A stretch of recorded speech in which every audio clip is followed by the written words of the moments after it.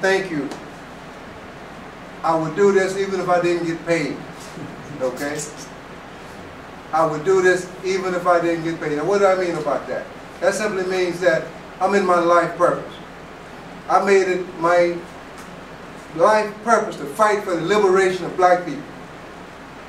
By any means necessary, I'm committed to making sure that we develop Africa and turn it into a heaven on earth.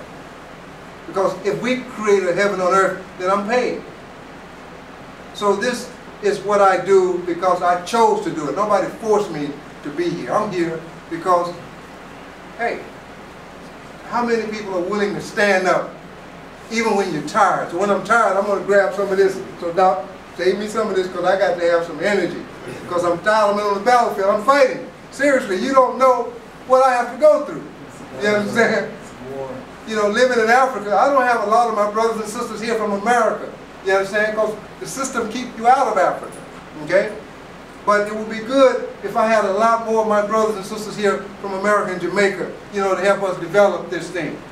You know, we can't just allow Dr. Asari to do it all by himself, you know, or me or our brother here. We have to come and help. You know, so Bumani, thank you. Yes, brother. And thank you all. Floor is open. We got 5-10 minutes, and we can get ready to, you know, go into another dimension.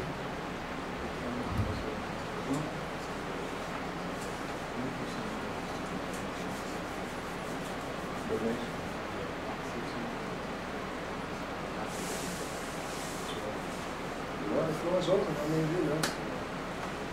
All right. So with that, open. Got 5 minutes.